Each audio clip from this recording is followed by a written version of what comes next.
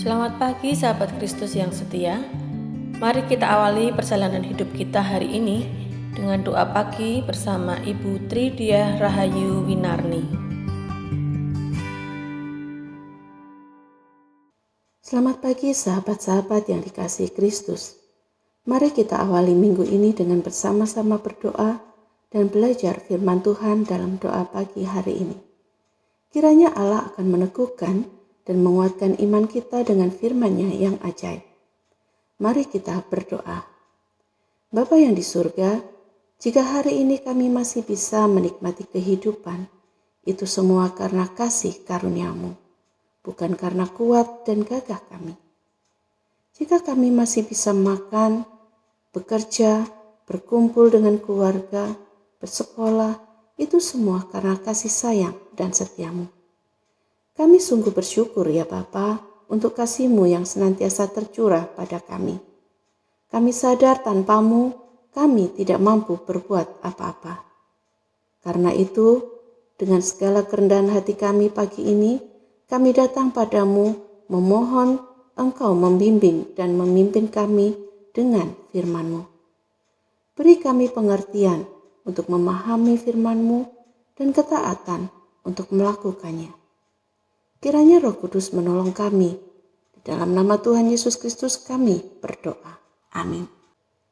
Sobat Kristus yang terkasih, mari kita naikkan rasa syukur kita atas kasih sayang Tuhan melalui pujian yang berjudul Syukur Padamu ya Allah dari NKB 133 bait pertama dan kedua. Kita akan nyanyikan bersama dengan Saudari Azalia Fabiola.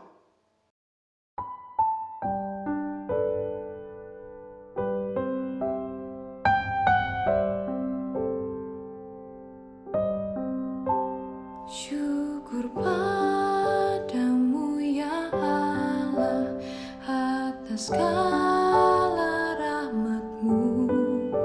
Syukur atas kecukupan dari kasih-Mu penuh.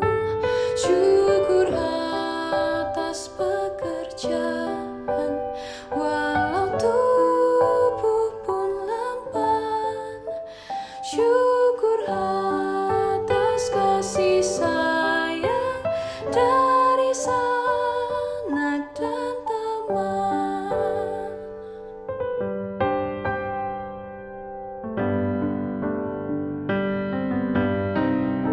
Syukur atas bunga mawar harum indah tak terperi. Syukur atas awan hitam dan mentari berseri. Syukur atas suka duka yang Kau beri tiap saat, dan firman-Mu lah pelita agar kami tak sesat.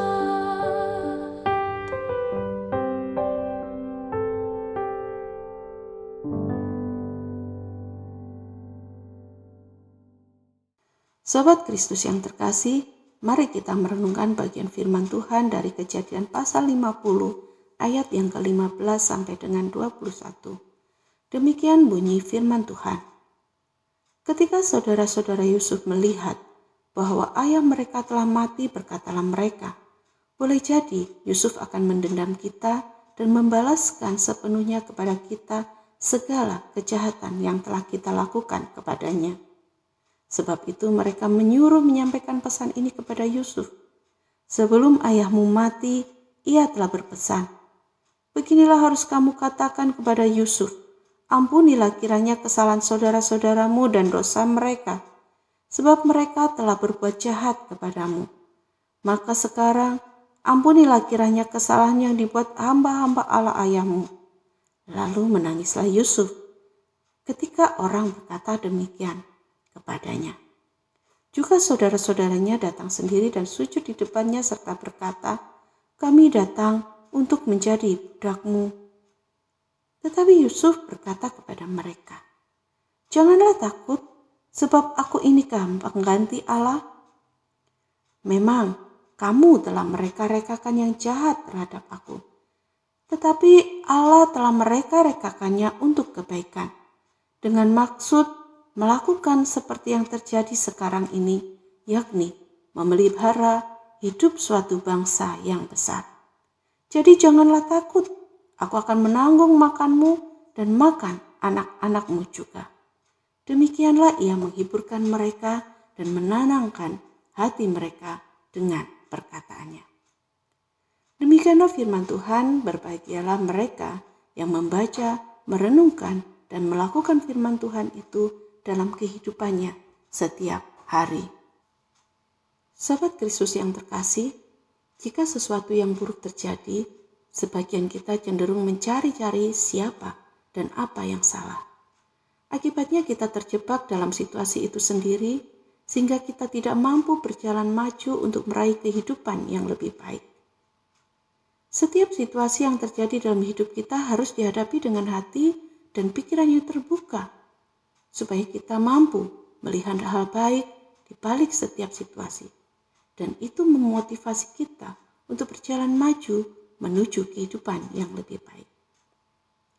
Hari ini kita akan belajar dari Yusuf tentang bagaimana ia mampu menghadapi situasi buruk yang terjadi dalam hidupnya. Tentu kisah Yusuf yang syarat dengan situasi buruk bukan kisah yang asing bagi kita. Mungkin sejak sekolah minggu kita telah banyak mendengar kisahnya. Tentu saja kita juga telah mengetahui bagaimana Yusuf menanggapi semua situasi yang terjadi dalam hidupnya. Bukan hal mudah yang dihadapi, tapi ia kini sampai pada kehidupan yang jauh lebih baik. Dari seorang budak menjadi seorang penguasa yang dihormati di Mesir. Kunci rahasianya terletak di dalam ayat yang ke-20. Memang kamu telah mereka-rekakan yang jahat terhadap aku, tetapi Allah telah mereka-rekakannya untuk kebaikan, dengan maksud melakukan seperti yang terjadi sekarang ini, yakni memelihara hidup suatu bangsa yang besar. Kalimat ini diucapkan Yusuf untuk menanggapi permohonan ampun saudara-saudaranya yang telah memperlakukan Yusuf dengan buruk. Apa yang diucapkan Yusuf ini tentu bukan sekedar ucapan basa-basi, mengingat penderitaan yang telah dilaluinya disebabkan oleh kejahatan mereka. Ini terlihat dari ekspresinya ketika ia mendengar orang memohonkan pengampunan bagi saudara-saudaranya atas nama ayahnya. Bahkan mereka sendiri datang memohon untuk menjadikan mereka budaknya sebagai bentuk penyesalan mereka. Yusuf menangis dengan sedih karena perkataan mereka. Sebab di dalam hatinya tidak ada sedikit pun niat untuk membalas dendam. Mengapa?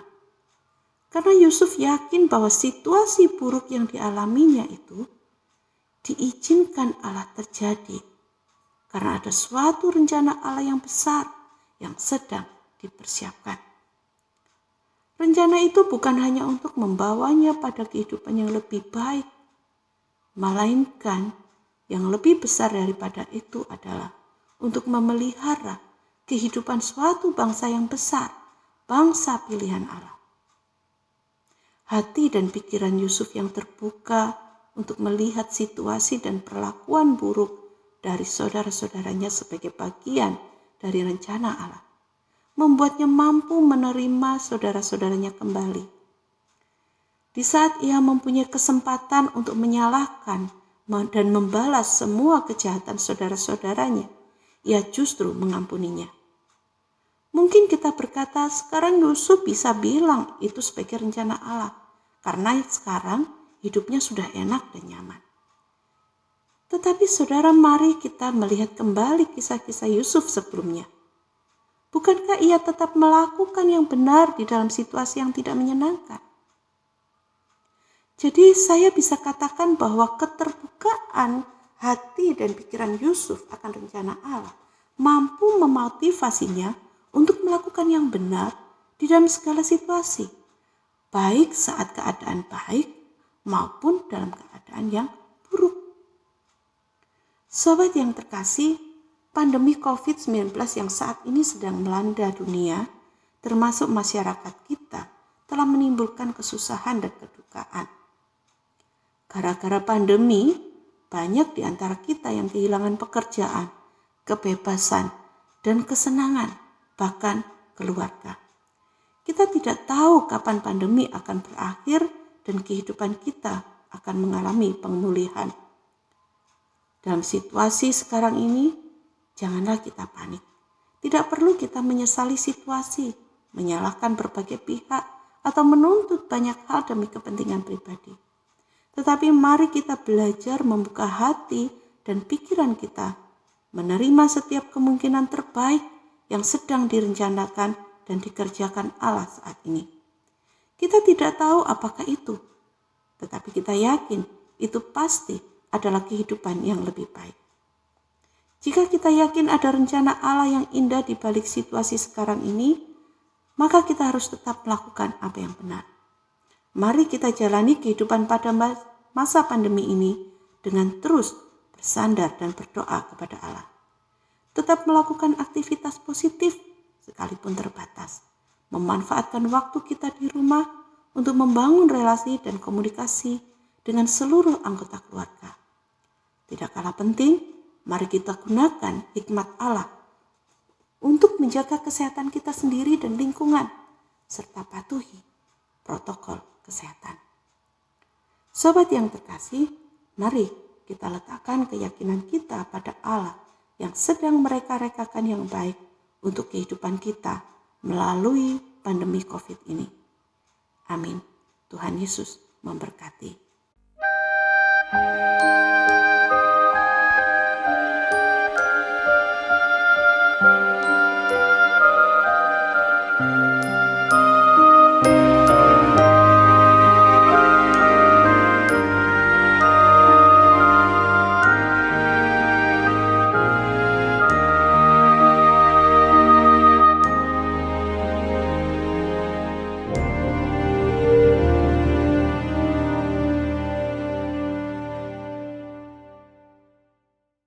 Sobat Kristus yang terkasih, mari kita menaikkan beberapa doa syafaat. Bapa di surga, terima kasih kami boleh belajar dari Yusuf yang memiliki keterbukaan terhadap setiap rencana Allah di dalam hidupnya, sekalipun harus melalui berbagai macam penderitaan, sehingga ia mampu melihat masa depan yang lebih baik.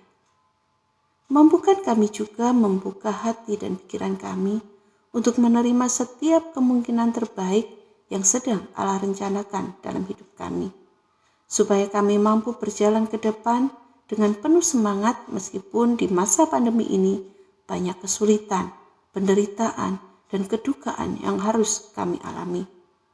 Kuatkan kami ya Allah untuk terus mampu berjalan maju menyongsong masa depan yang lebih baik. Saat ini kami berdoa bagi bangsa dan negara kami dalam menangani persoalan-persoalan yang timbul karena pandemi ini. Baik itu di bidang politik, ekonomi, pendidikan, dan lain-lain, terutama di bidang kesehatan. Tolong berkati vaksinasi yang sedang dilakukan secara menyeluruh, agar ini menjadi solusi untuk mengakhiri masa pandemi. Berikan kesembuhan pada mereka yang terpapar COVID-19. Berikan penghiburan pada mereka yang kehilangan keluarganya karena COVID-19. Berkati pula petugas medis, relawan pemulasaraan, dan juga relawan vaksinasi. Beri mereka kesehatan yang cukup supaya dapat melakukan tugas mereka dengan baik. Berkati pula tim pemerhati isoman GKI Tumapel dalam setiap pelayanannya mampu menghibur dan menguatkan jemaat yang terpapar COVID. Berkati pula Pendeta Agus Wianto, Pendeta Emeritus Andrea Susanto, anggota majelis, pengurus komisi dalam setiap pelayanannya di GKI Tumapel, pekerjaan dan keluarga mereka, agar Allah dipermuliakan melalui mereka. Berkati seluruh anggota jemaat kami dengan kesejahteraan, kasih, sukacita, dan damai sejahtera ya Allah, agar mereka merasakan kenyamanan hidup bersamamu. Terima kasih ya Bapa, Di dalam nama Tuhan kami Yesus Kristus kami berdoa. Amin.